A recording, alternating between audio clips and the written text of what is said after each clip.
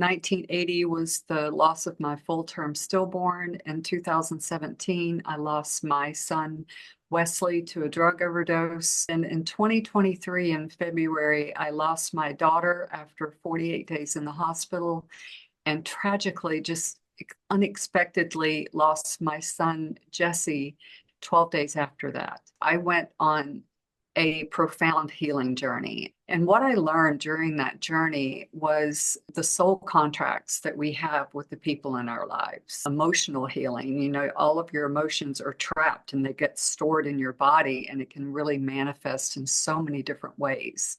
By opening myself up and to my husband and just loving him back, it really brought us back together. There is always a path beyond any profound loss like this. Hello, and a very warm welcome to the Journey Journals. My name is Gaia, and today we're going to be talking about healing through unimaginable loss and grief.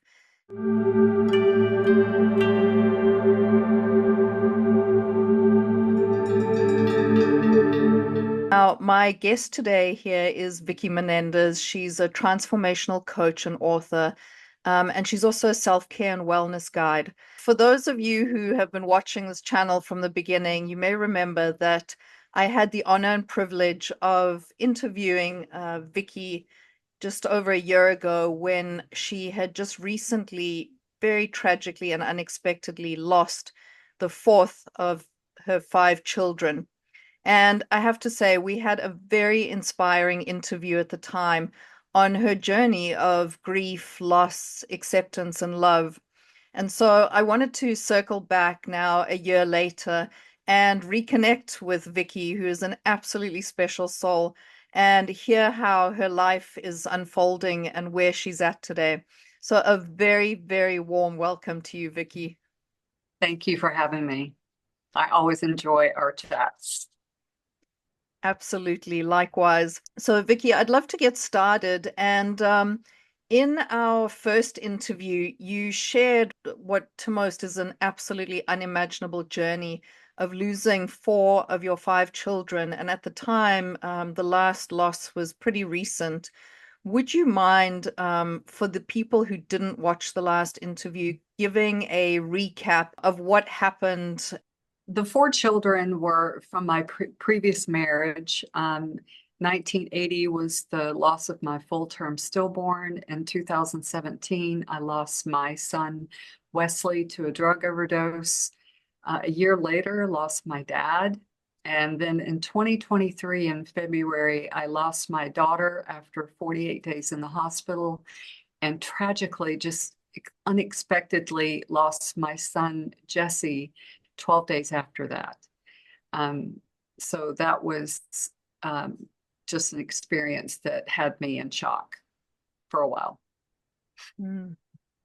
Thank you.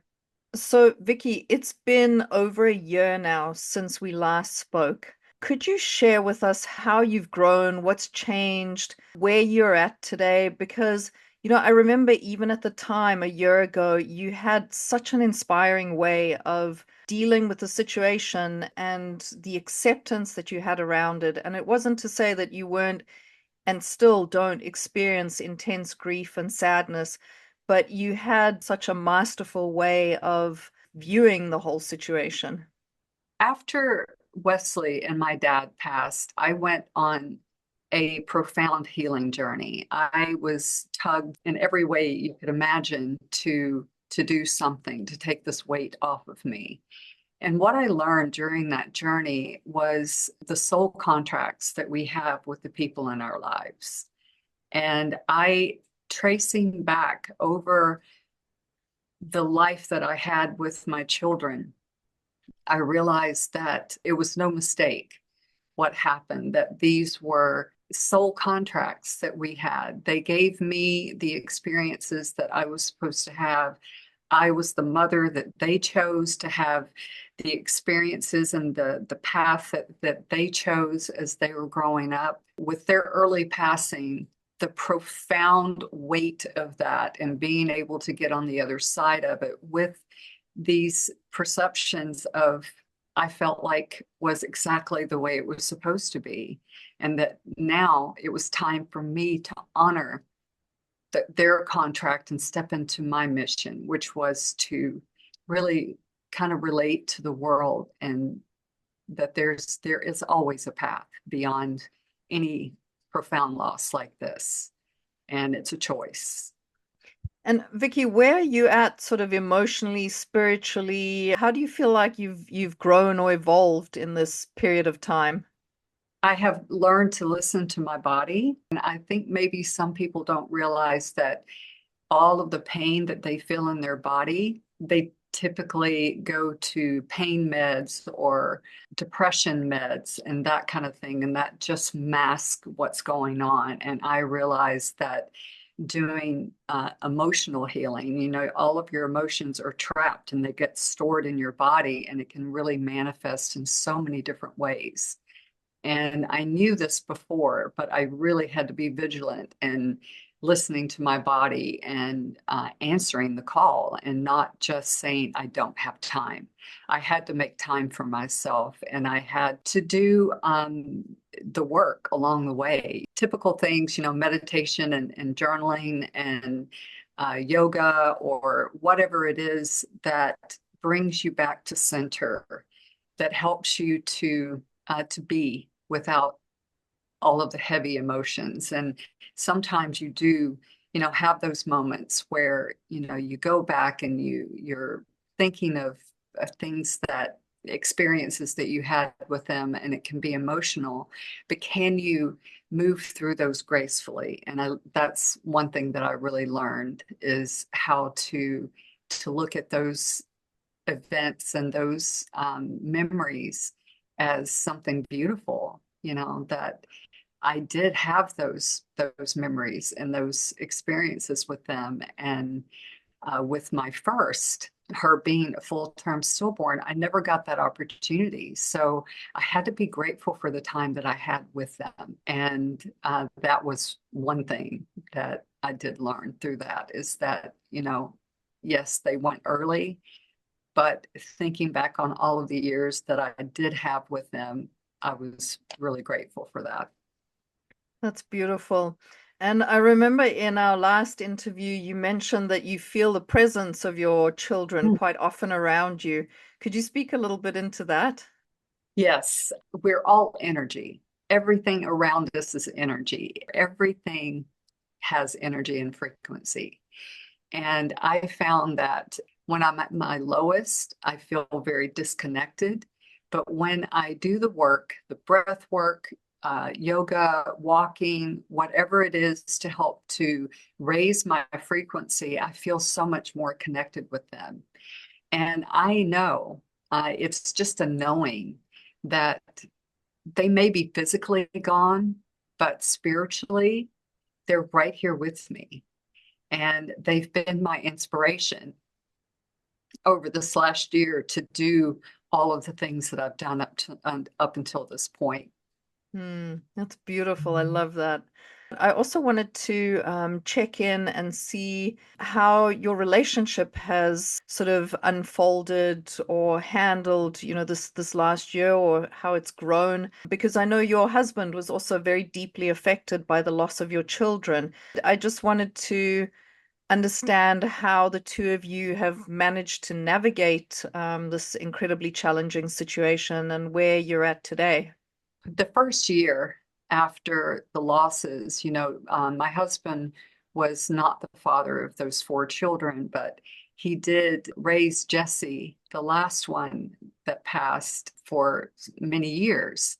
And so he was really very touched and sad about his loss. But I thought that nobody could compare to my loss, that nobody else was feeling what I was feeling. And so we did have a disconnect for a while, and I really pushed him away, and I realized that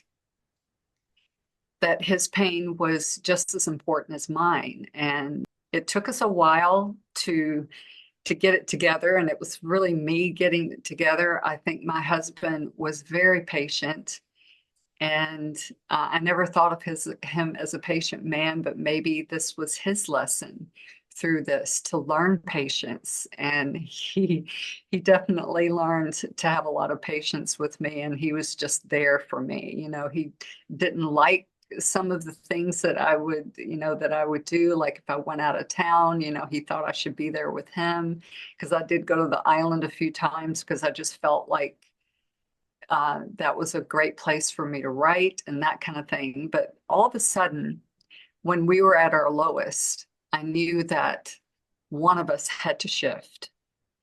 And I decided that since I had the tools and that I knew how to do that, that it was up to me if I wanted to save our marriage. Because even though we loved each other, we had these hurdles that we kept tripping over. I just began to focus on everything that I loved about him. It's so easy to focus on the things that bother you about someone else, because no one is perfect. Everybody has those qualities that can get under your skin. But when I really started focusing on how amazing he was and how devoted he is to his family and how much love that he had for me, that I got more of that. All of the other things just kind of dwindled and just kind of dissipated. And so, where your focus goes, energy flows, like Tony Robbins says, and it's so true. He also said something else, and I have it in my book, but, like we live our life, but it's the meaning we give to it on what we gain and what we get out of our life is the meaning that we give to it. That's another thing that I want to say about your lost ones is that what meaning are we giving to that? By opening myself up and to my husband and just loving him back, it really brought us back together. And I would say it's been recent, just only over the last few months, that it's gotten really, it's beautiful.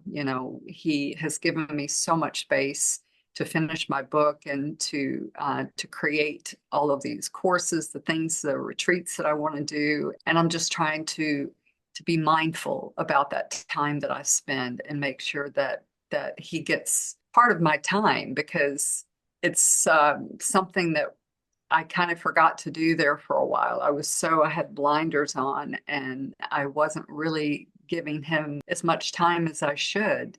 And just the fact that he wants to be with me after 30 years, like he wants to spend time with me still, is a beautiful thing too. So it's been really great over the last 3 or 4 months. It's been really beautiful.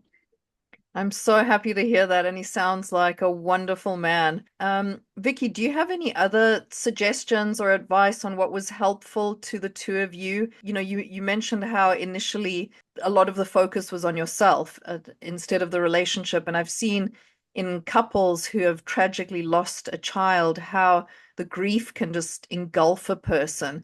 And it tends to just rip relationships and marriages apart. And I feel like you guys have done such a great job of navigating through the difficulties that I was just curious if you had other suggestions or advice for people going through similar.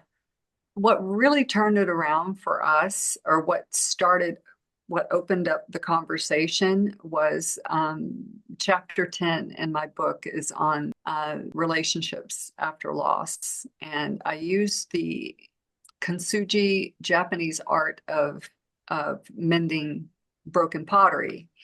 And they mend it with gold instead of trying to make the cracks invisible to see what that object has been through. And I found that when we really opened up to each other and I was willing to hear his pain, it wasn't just about me, that we were able to open up a dialogue and really just go in with the intention that you are speaking from the heart and not from the ego, thinking about ourselves, starting a new chapter, because the whole thing with the relationship is, yes, you've had problems up to this point, but can we stop there, close that chapter or that book altogether and start a new one with the idea that both parties have a chance to grow and they have a chance to experience the things that they want to experience in life. Just be a supportive force for each other. Listening, I think the communication is everything.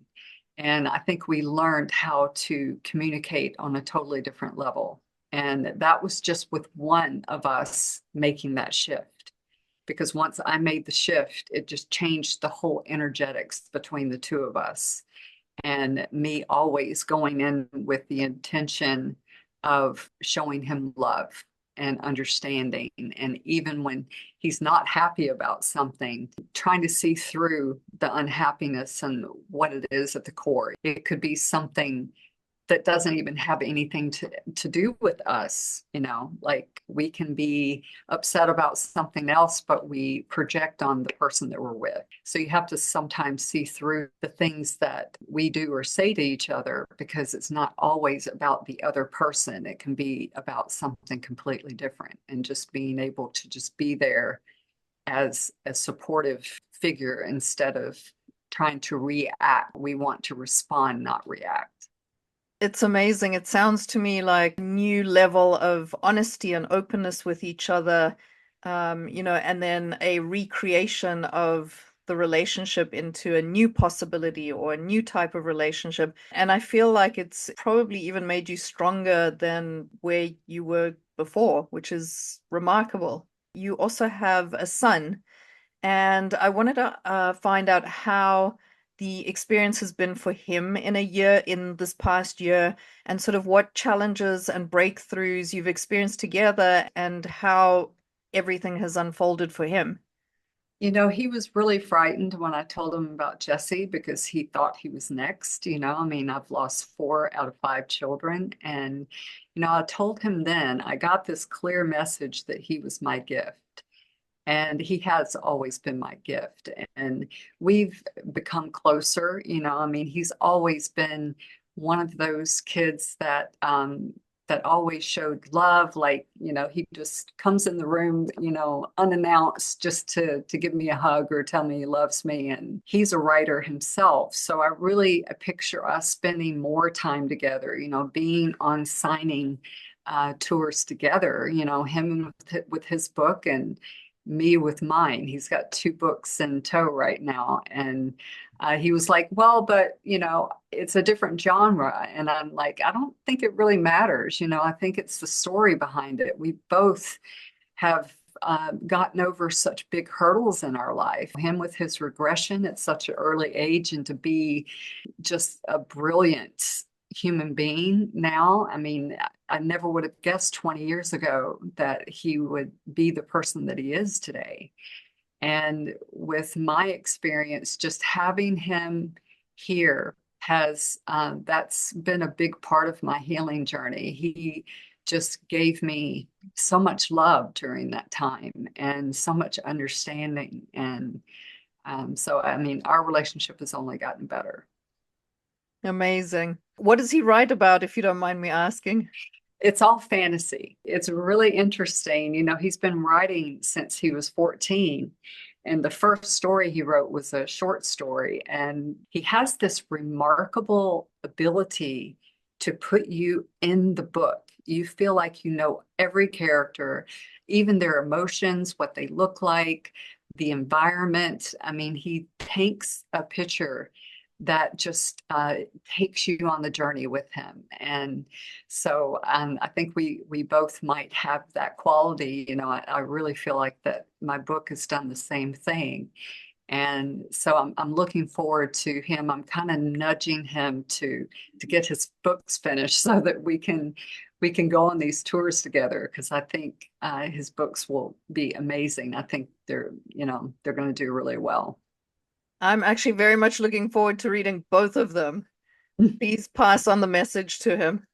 Yeah, well, Vickie, throughout your journey, you've spoken about various people, and in particular, women who just seem to come into your life at the right moment. I'd love to hear you share about some of the most impactful connections you've made and how these individuals helped in your healing process. the experience I had early on in my life wasn't like that at all.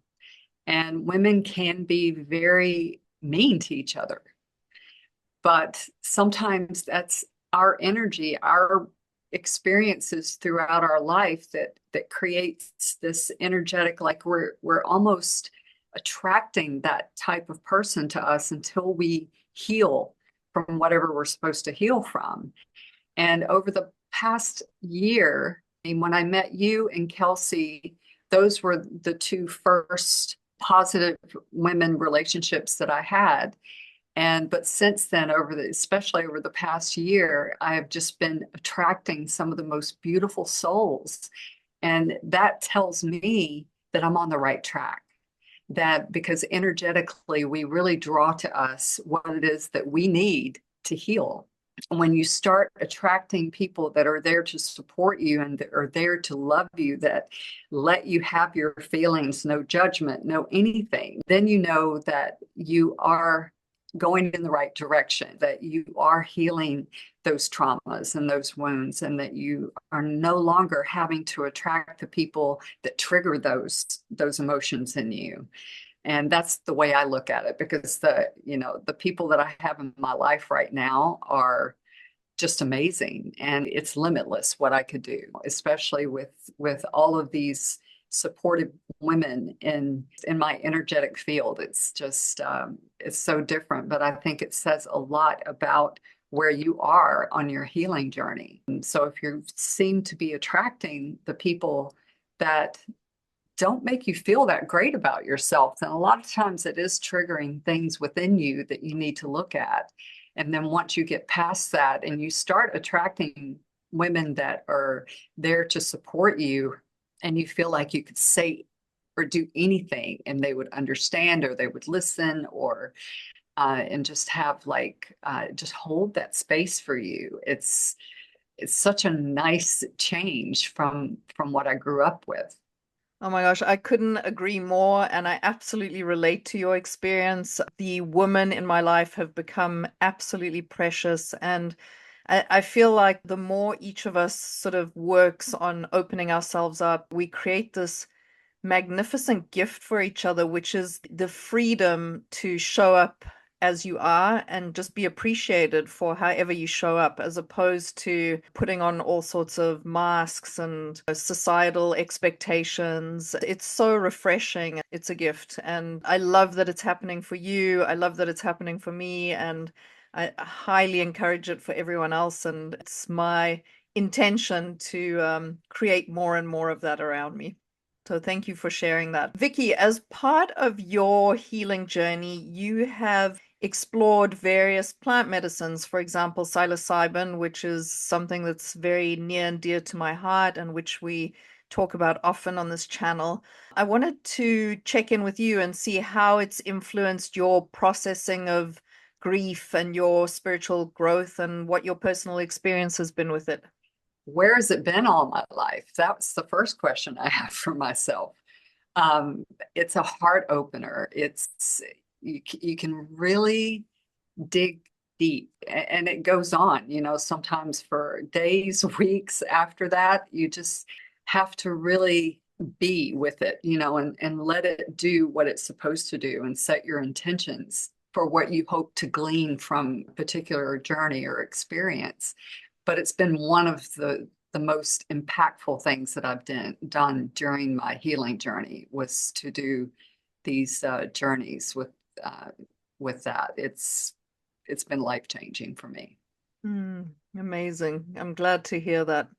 So, Vickie, you are in the process of publishing a book. I believe you very, very close to the publishing date, and it delves into your journey of loss and spiritual discovery. What was the process of writing the book like for you, and what do you hope your readers will gain from it? During the last interview that we had, had already started on the book, and I went for months without having to put pen to paper at all. I mean, I couldn't do it. And I realized that, I had to give myself grace. I needed to heal or do something else, that it wasn't all about writing the book. And all of a sudden, it just flowed. And I realized that there were still experiences. One of the chapters in my book is the year after. And it's not just about the experience that you had or the event, but what happens after that? How do you get on the other side of it? What did you go through? And all of that is in the book. And that's just as important as the event itself, because that's when all of the transformation happens. That's when everything starts surfacing so that you can handle, like everything, all of the traumas ever since I could remember came to the surface for my attention. And although it was really difficult at times, it was necessary, and it freed my body of all of these heavy emotions and things that I didn't even know were there and that were stored in my body for such a long time. It just opened me up to allow all the good stuff to come in. And it was that year of going through all of those changes and transformations and doing the work. It's not going to just happen on its own. There is a method to getting through that and being able to get on the other side and be good, to be inspired, to do something more than just be seated in the grief of it all. It doesn't mean that you're not supposed to feel anything about it, or that you're just all love and joy all the time. You're going to have your moments, but knowing how to process that and how to get through those moments, the tools that you gain, like having a coach, having some guidance, can really help you for the rest of your life, because the healing that you go through with all of these tools is not just for that particular event. So just having the tools to know how to process things, how to process anger, fear, sadness, grief, all of those things is monumental. That grief never really goes away, but you can learn how to integrate it into your daily life and just embody love. Love above all is the highest. Joy is actually the highest frequency, but closer we can get to love and joy, feeling that all the time, you're better for yourself and you're better for it trickles down. It's like a ripple effect. When you heal, everyone in your soul circle heals. So I remember the times that I've been through grief and how overwhelming and dark it can get very quickly. I wish that at the time I had found someone that could help me sort of navigate or even gain an understanding of what was happening to me. And so I believe that you have sort of taken some of the tools that have worked well for you, and you've started to create a course around it to help other people navigate loss and grief and all of that. Could you speak a little bit about what people could expect in this course and what they could get out of it? As women, as mothers, to ask someone to find an extra hour or two in their day, they may laugh you out of the room.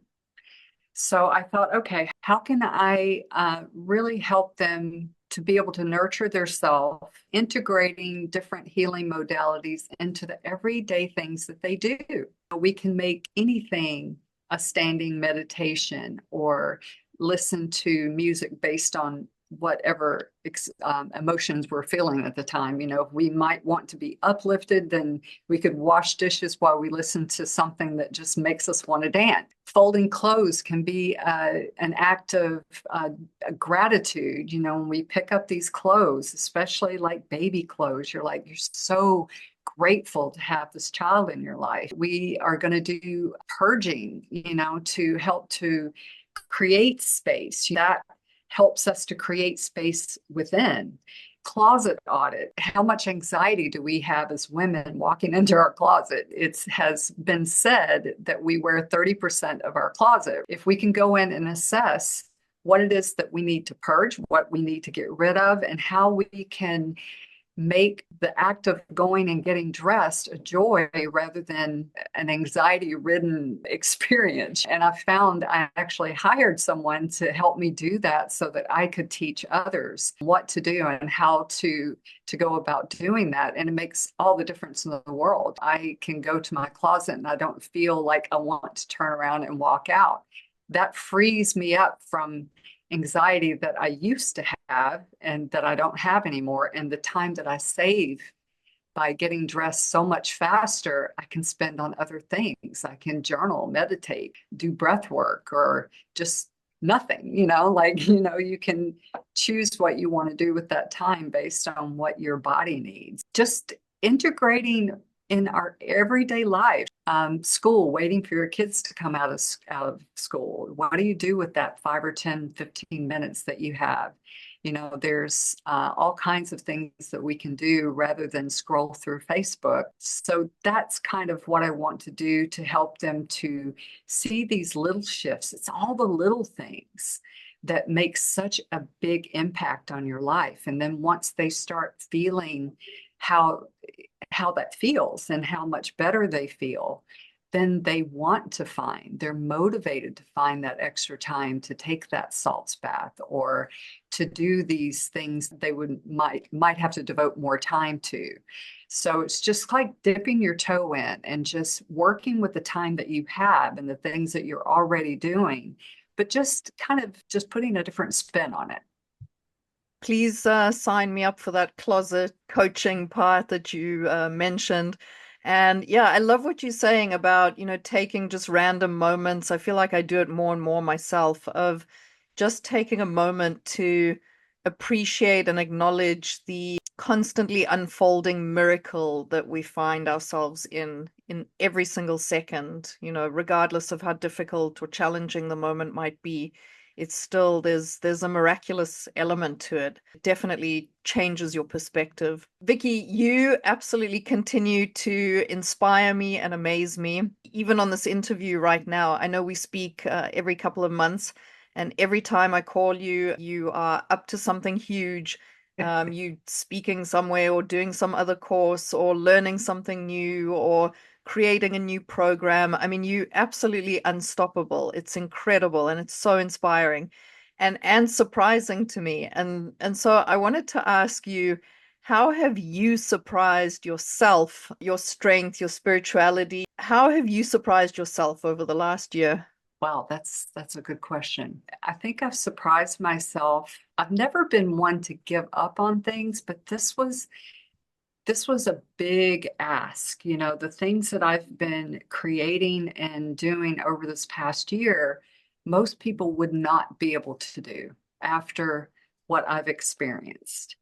And I surprise myself every day that even when I feel at my lowest, like, oh my gosh, what do I think I'm doing?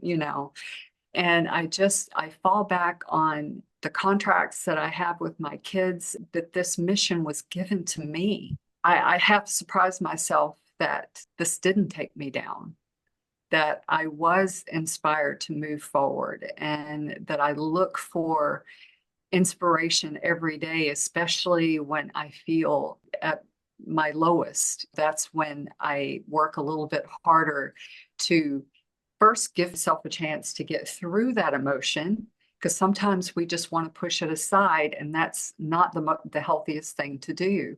So really honoring that emotion, but then moving yourself up to a different level and raising your frequency and not leaving it there. I am surprised at what I've accomplished over the past year and a half, and that I was able to get my relationships back together. And this has been a miraculous year and a half of just continuing to keep moving forward. Yeah, it sounds like your resilience has surprised you, and it's definitely surprised me too. And I love what you said about also taking the time to feel the feelings, because a common thread in this interview series is around the Joseph Campbell quote of "the cave you fear to enter holds the jewels that you seek." And 200% agree with you that it's a lot of it is about taking the time to go into those dark spaces and into the discomfort of it. And I think you're living proof that you come out of it with jewels. So amazing. Thank you for that. What's next? What do you envision for the future? Where is your spiritual journey leading you? And how do you see yourself helping others? Retreats are really high on my list. I think probably mid to end of 2025, I'll start releasing that information. And I've been to several retreats this year alone, just to kind of find out what they're offering, to get ideas on things that really help people to heal. And I've gone on some amazing retreats this year, and being in the presence of, especially with other women that are all there for the same purpose, it's just the space that you hold for each other. Retreats are powerful.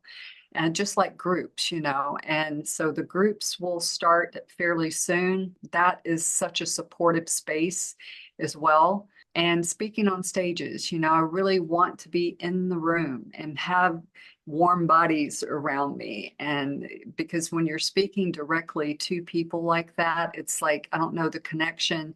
There's still like this energetic thing, even on Zoom or online, but there's nothing like that physical contact when you can actually be in the same room, because the energy is like right there, and it's just a beautiful thing. So I want to do anything and everything that I can do to send my message out to maybe help someone to make that shift in their life. It's nothing short of a miracle where I am now, based on what I've experienced in my lifetime. I mean, this would put most people under. And I feel so driven about that. This mission was given to me, and how honored I am to step into it.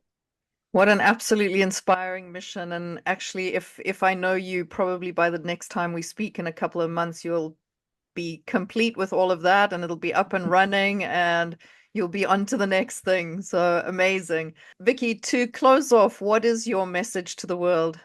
I have to go back to hearing that call to heal, that I needed to do something. Had I not done that, had I not listened to my body, listened to my soul, I wouldn't be sitting here talking to you today. I think that at times we feel like that we couldn't take one more thing in our life to happen, but we shove it aside because we think we don't have time, we don't have the money, we don't have this or that. And if you can't afford to hire a coach, totally understandable. Find a group. Groups are really, really powerful. But when you hear that call to heal, I think that was preparing me for what was to come. And we have no idea what tomorrow is going to bring. And there's no mistake. When we feel that urge or that calling to do something like that to heal, then I think we need to make sure that we honor that call. Otherwise, I'm not sure I would have been able to get through this last event that happened for me. Thank you for that. Very much taken to heart. Well, Vickie, that brings us to the end of our interview. And as always, I want to take a moment to thank you and acknowledge you, deeply acknowledge you, because to me, you're a person who is absolutely unstoppable. And every time I speak to you, I feel that's even more so. And I want to acknowledge you for being such a stand for so many things, being a stand for the strengthening of your marriage, for the gift, seeing the gift that your son is and expressing it to him, for being a stand for him writing his book and, you guys bonding through writing and that experience, and for your acknowledgement of other people. It's throughout this interview, you've acknowledged everyone so deeply, all the people who've helped you, all the people you've been on retreats with, your family, the people around you. It's incredible. I think I told you this before we started the interview, that just your radiance, your beauty, your inspiration, you just this resilient, beautiful ray of light. So thank you for being that for the world and to others. I'm excited for your book. I'm excited for your course, and I'm sure you're going to do amazing things. Thank you, Gaia. I really appreciate you inviting me on and letting me kind of give you an update on what's going on with me. I think that's really important for other people to hear, that there is an after, and it can be a happily ever after. It's a hugely inspiring way of being that I think has the ability to help many, many others who are in this situation. So thank you for that. For those of you who have been watching the interview, if you've enjoyed it and you know of someone who, may be dealing with grief or struggling, or even if they're not, please feel free to like it, share it. If you have questions for Vickie, I'm sure you can just put them in the comments and she will answer them for you. We'll also be putting links to Vickie's website where I'm sure you'll be able to get information about her upcoming book and her upcoming course, which I highly encourage you to check out. And that's it. Thank you again, as always, for watching.